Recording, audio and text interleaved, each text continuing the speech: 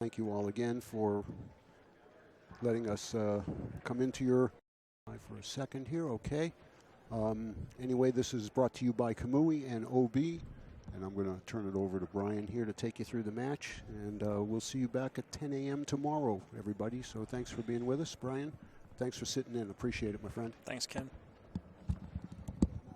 Good evening, everybody.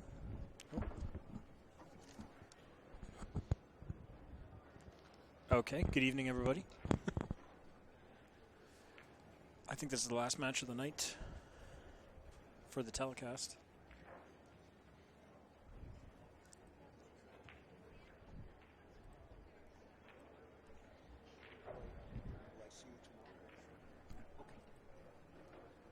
This is a loser's bracket match. Shaw lost our earlier match to Jeff Ignacio.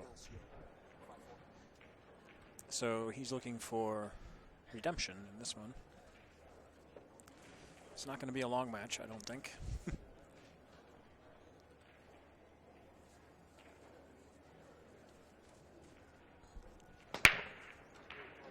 Still favoring the break from the head of the table. Balls are dropping everywhere.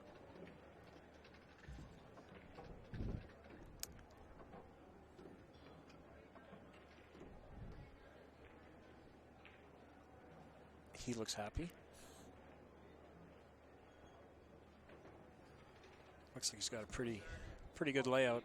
Could have easily not had this, but he's got a shot at the stripe, and they all go.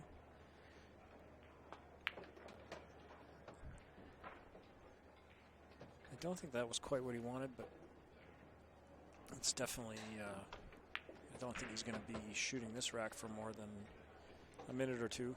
Big problem is, really how to get on the 13, but the other two balls up here lay pretty nicely for that.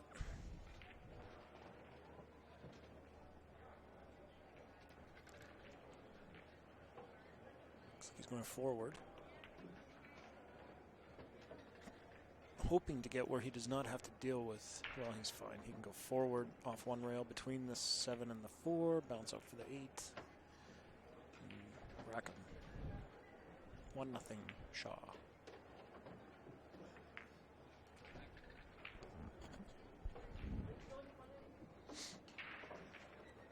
So just do that, you'll win 8-ball tournaments.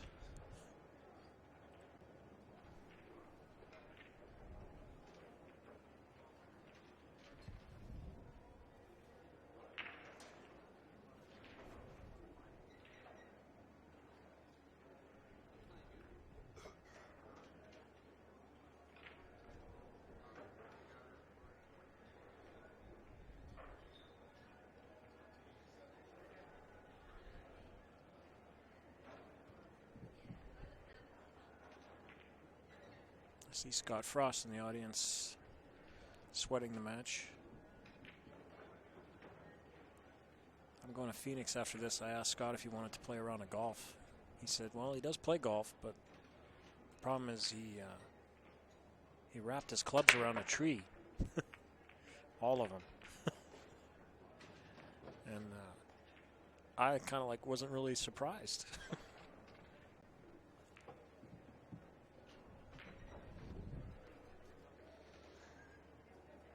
Okay, Bustamante made a ball in the break.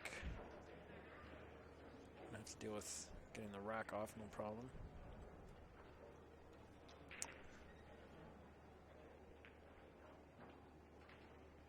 He's got a problem with the 3 and the 13 he's got to deal with.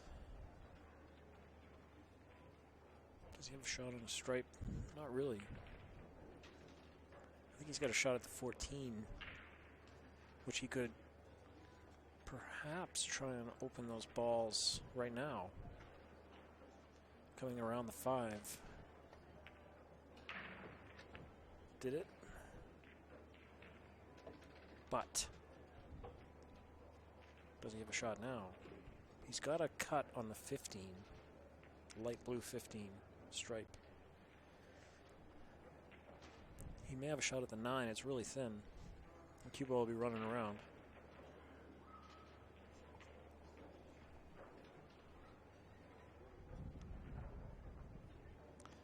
The shot on the 9 might be so thin that it's hard to even hold the cue ball for the 12.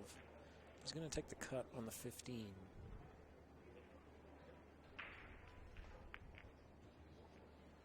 That looks good. That should do it, I think, for this rack. Just basically play position for the 12.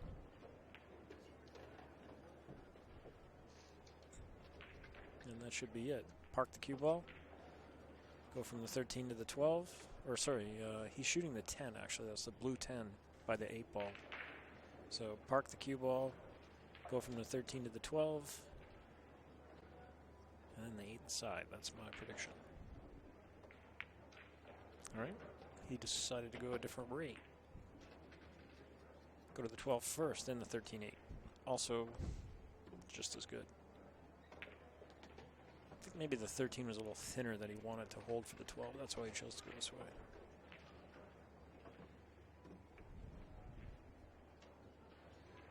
And does he go down all the way to the rail and bounce for the 8? Play a little inside English. Oh, he got away with one there.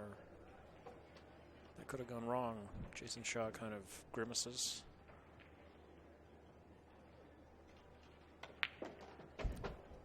Blasted the 8 in, and we're 1 each.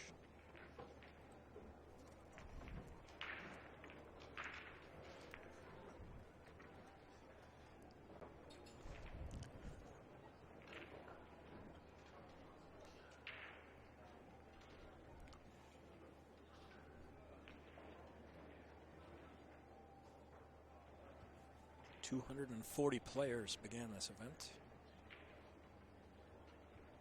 These guys are both in the money. Probably, maybe in the last 32 now, somewhere like that. Maybe the last 16. I don't really know, but that's my guess. Having played in this event a couple times. Usually if you can, you know, it's a 3-day tournament, so if you can make it to Sunday, you've got a real good chance to get the bit between your teeth and go for the finish line. Play a lot of matches on Sunday, you can get in stroke.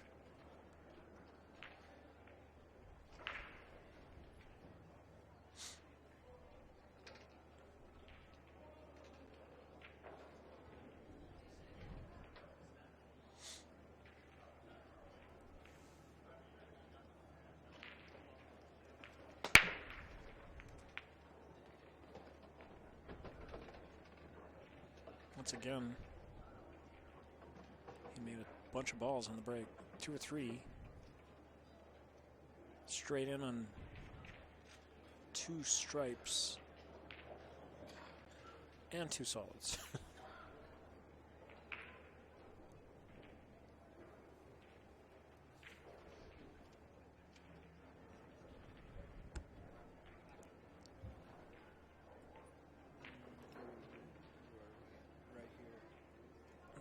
Sorry, okay, last 24. All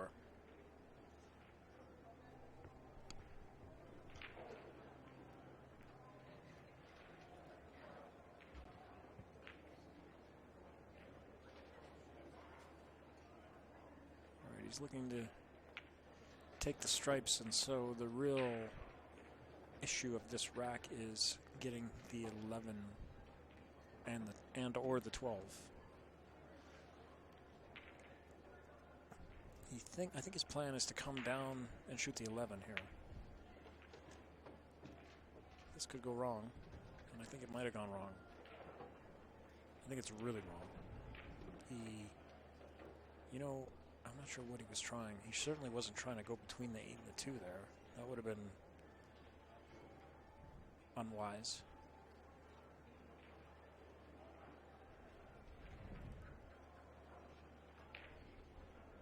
So he's going to have to come with a really, really good shot here. Wow, did he get there? If he got there, this is obscene. He's got a masse. He's actually, I think he's going to try and go around the 8. No. Nope. Went to the well one too many times there. He hit the stripe ball in the upper corner really well, but he jumped it a little more than he meant to. You know, you have to hit that smooth so that the cue ball stays on the table, and that'll make it draw back on the line you want.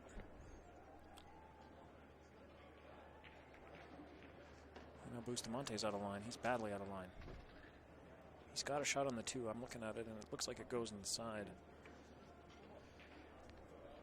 You don't want to shoot these every day. Well, he could duck.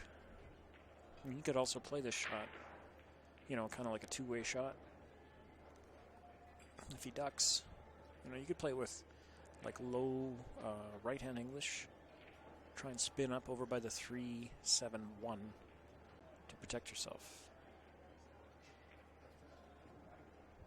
But you don't want to let shot back at the table if you can help it.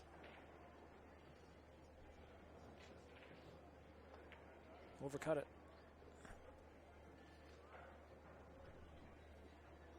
Overcut it, but he did not leave him a cut on, or did he? Even if he can make the 12, it's pretty dicey as to whether he can land on the 11. If he's full on the 11, he might, you know what a shot here is, to 4-rail it. You're in bad trouble. He's going to 2-rail it. And if he does that, you know, I hate to say it, but I prefer a 4-rail shot over a 2-rail shot, but I think that's more in the pattern. But if he whatever he does, whatever kind of bank he plays, that's definitely what he's going to play. He's going to try and, okay, try to play safe. Well, the 12 was tracking, but he left him straight in on the 7. Sorry, the 6.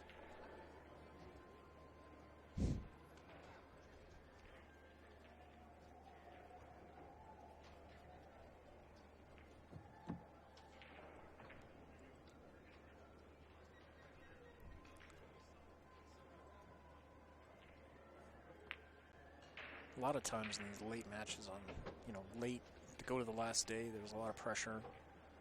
Both these guys, I don't think either of them did as well as they wanted to in the other 2 tournaments. So this is where they're trying to try and hopefully get their payday. And, you know, that makes the importance of the match go up and puts a little bit of extra pressure on every shot.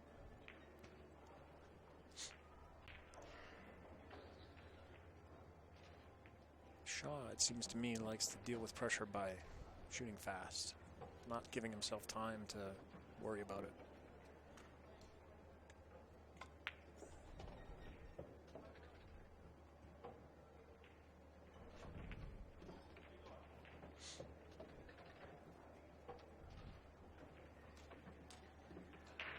Regardless, he had his chance. He didn't get it. And it's 2-1 for Bustamante. And he gets the break.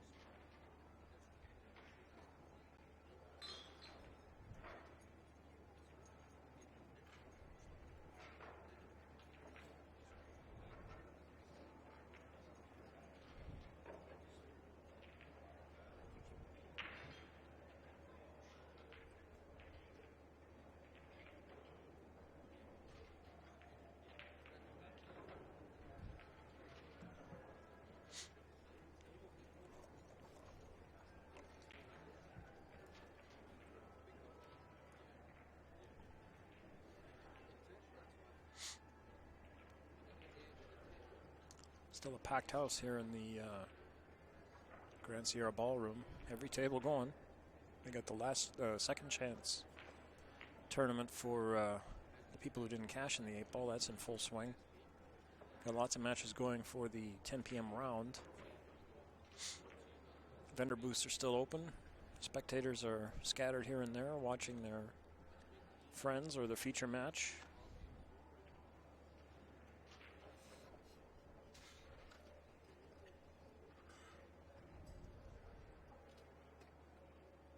Busy place. It's a good tournament.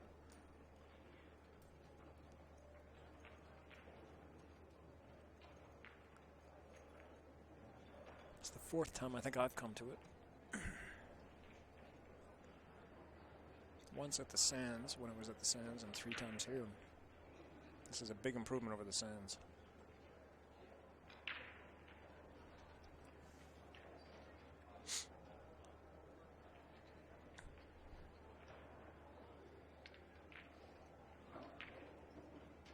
The first time I went to the Sands was in '91.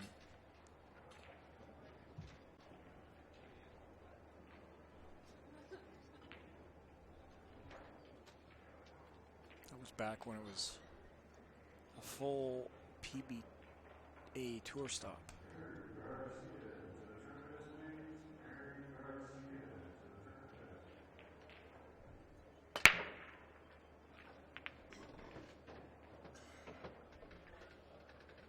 Okay, got some balls in the pocket, at least one. Solids are wide open. 2 balls he made on the break. 1 of each group. Stripes are tied up with the, looks like the 9 and the 13. The 1 is a small problem for him to get on. He's got a narrow position window for that ball, so he'll be looking at that as the key to getting out. The 2 kind of lies well for him to get there from it. If he cuts the 2 down the rail and kind of goes across the table and back. So he's plotting that out, I believe. That's the way I would probably try it. Because the 2 is a slight problem in and of itself.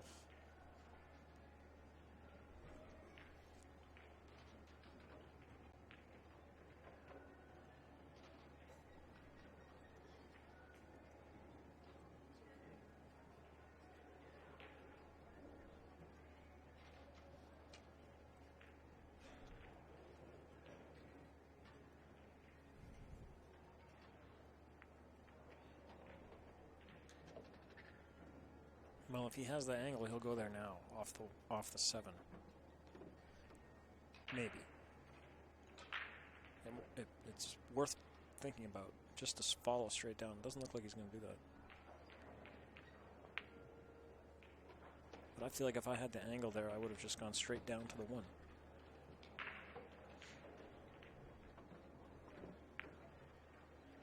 This is fine, though. But that right there, that little bounce could have easily gone around the 14. I can't tell you how many times that's happened to me.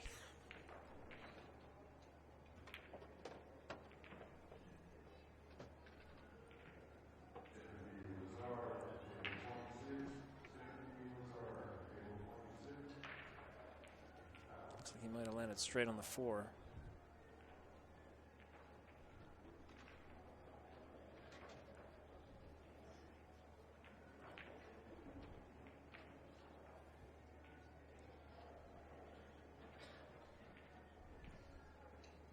In which case, he wants to take it and just go 3-8. He's going to take a 3-1 lead, presuming he gets these balls.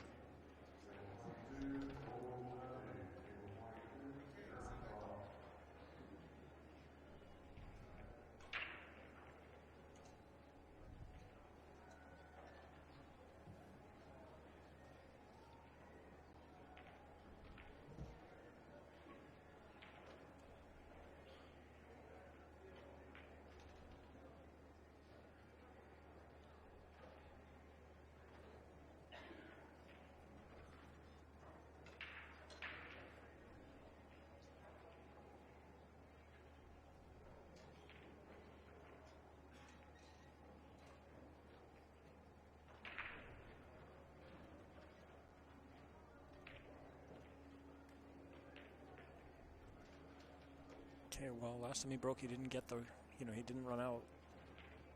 He better do it this time.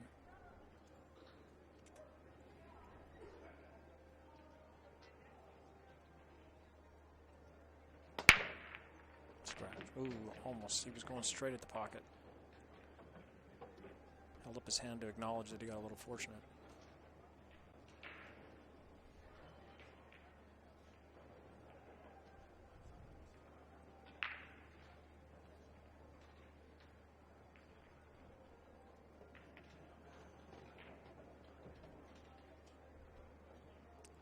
Really the only problem here.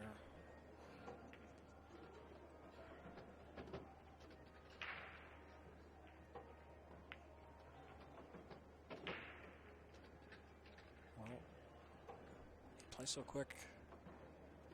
It's still okay.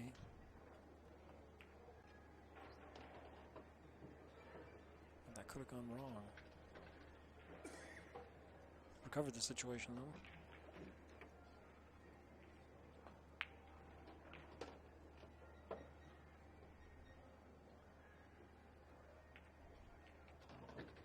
Just like that. That was like 90 seconds. Does anybody know any hard games?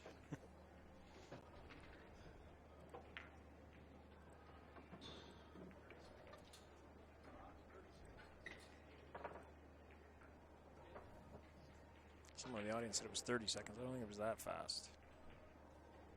It was maybe 35 seconds.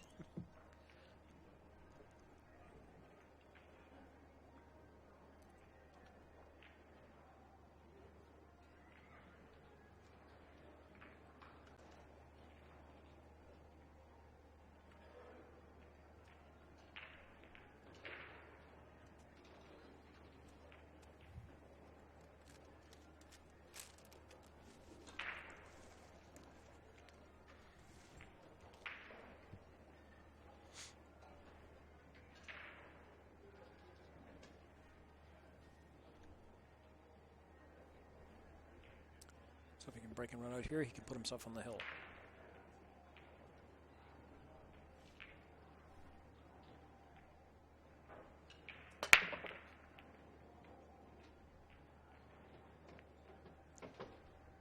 Something went in almost. The 6 could have easily knocked the cue ball in there, but it didn't.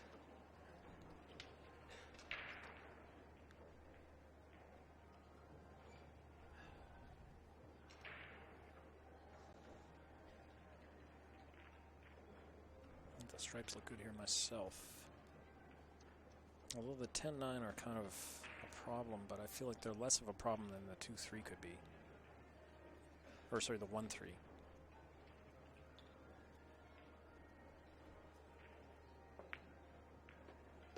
He might end up straight on this combo. Not quite. He's going to shoot it though.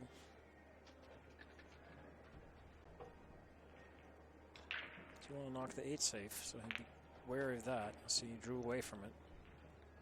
Controlled the 10 ball very nicely. So now he'll probably collect the 12 and the 15. Oh, pardon me, that's the 14 up in the pocket. I thought that was the 6, but okay. That makes it even a little easier because the 15 was a problem if the way I had originally seen it, but not anymore.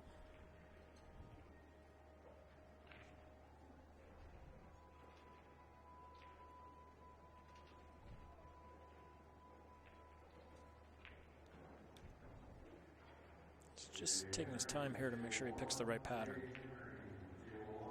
I think the main focus is to not have to, when he makes the 10, to take the cue ball down towards the end rail because that's where the traffic is. So he wants to try and get straight in or better on the 10. It's whenever he decides to shoot it, unless it's last. So that's why you'll see he's playing position for that now. But he could take the 13 and then the 10, and then it's gravy.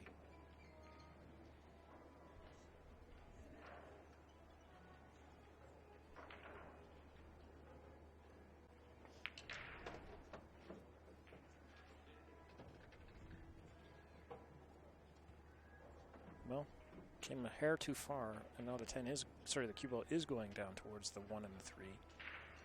I don't think he'll have a problem avoiding those two balls. I think he can just bounce the cue ball right between them and play the 8 in the side.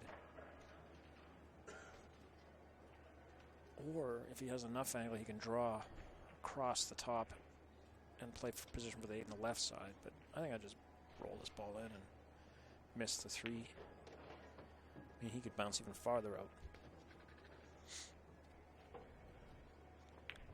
And there you go. He's on the hill.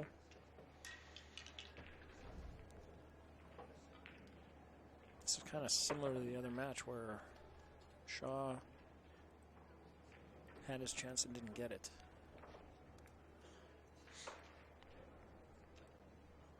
You can get away with that stuff against some players, but you're not going to get away with it against someone the speed of Bustamante or Ignacio in the last match. You've got to essentially play perfect as possible, because they are going to.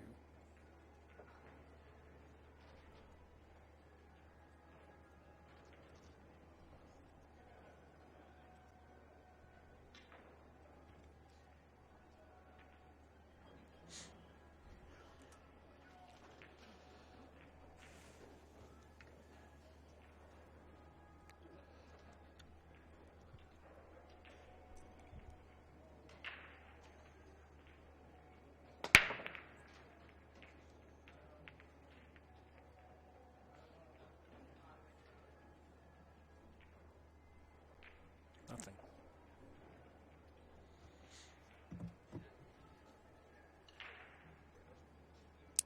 Made nothing on the break.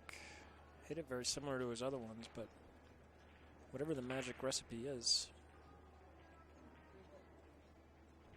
he must have done something differently. It's hard. I mean, it's hard to not think that you have no chance in a situation like this where you know you still have to win a game on his break, but you got to do your job, right? Not that I'm saying that he like dogged it or anything. Didn't make a ball in the break. That happens. And it does seem to happen when you're down.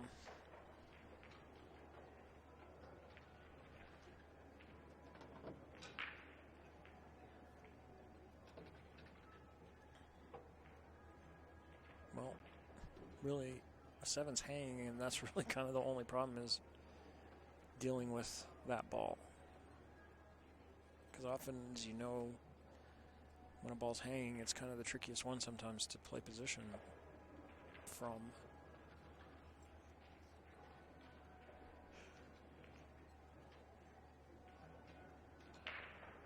And again, he's taking his time just to make sure he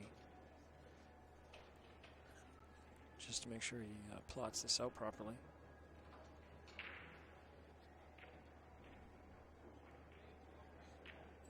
Just because it's an easy layout doesn't mean you can't take your time.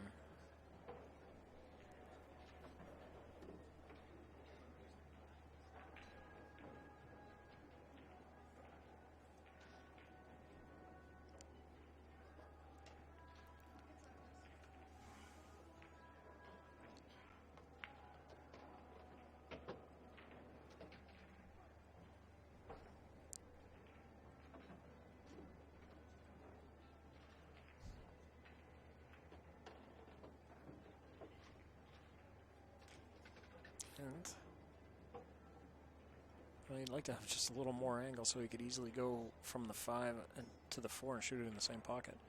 He may have to like punch it over there, just above center on a punch. He may spin down and shoot the 4 in the opposite pocket. Oh no, he was perfect. Never mind.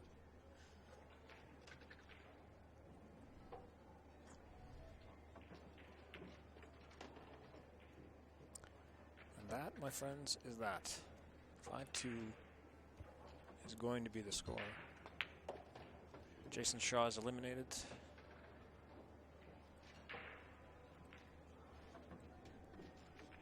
And Joven Bustamante advances. Shaw finishes 24th. Bustamante lives to fight another day. And that is the end of this broadcast. Thanks again to the sponsors: Kamui, OBQs, Diamond Billiard Products, CSI, CueSports International, Cyclop Balls, Simona's Cloth. I think that's everyone.